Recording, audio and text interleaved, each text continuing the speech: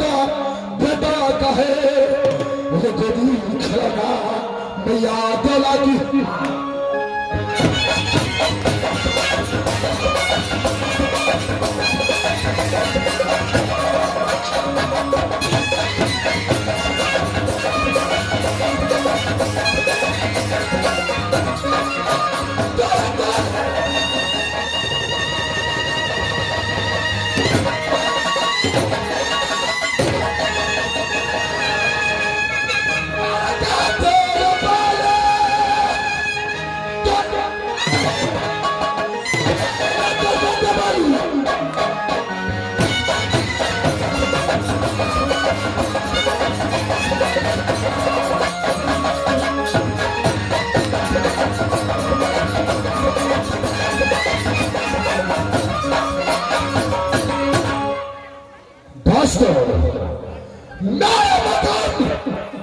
मेरा मकाम इलाज बाबा को लगाता है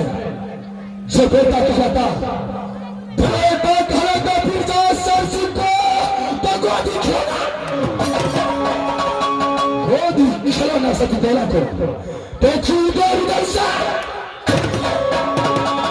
सीधे नाम निर्देशित करता है अरे सुनना चर्चा जलगाना को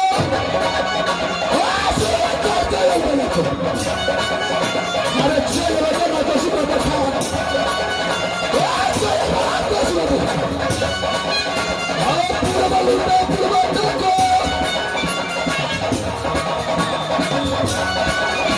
अरे 5 मिनट बाजी आने बाद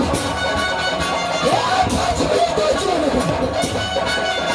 अरे उल्टा ढाला को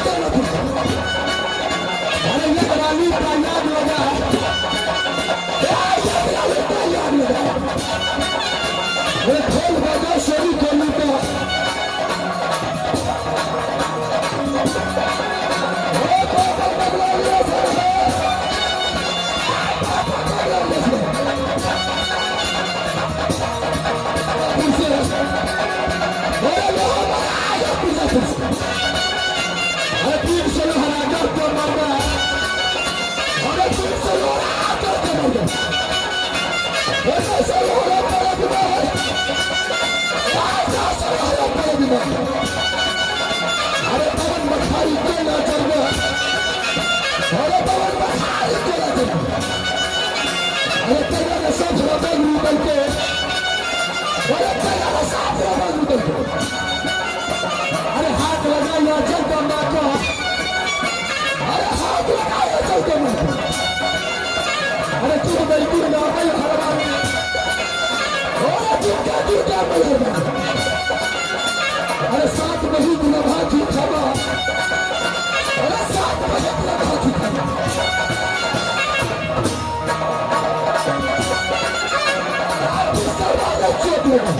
अरे ये सीमान करते डाला दे अरे ये सीमान करते डाला दे अरे 84 बन का धार दरबार 84 बन का धार दरबार अरे जब नाम से जगह खिता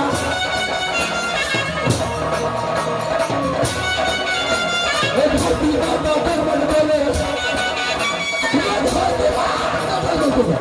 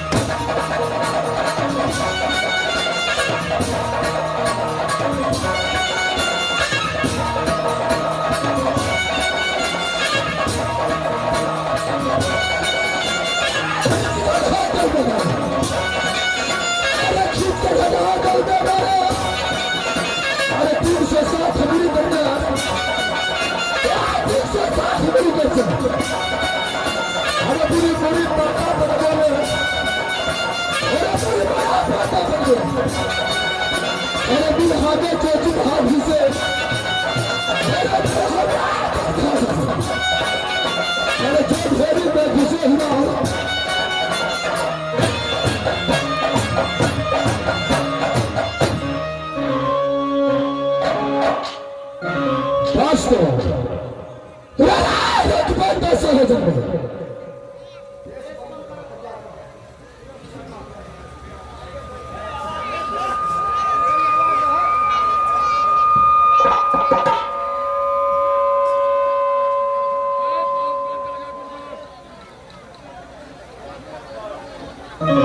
दोस्तों रार का बेटा सार है जन्म जो पटिया चला कर झगड़ा पैसा खोजे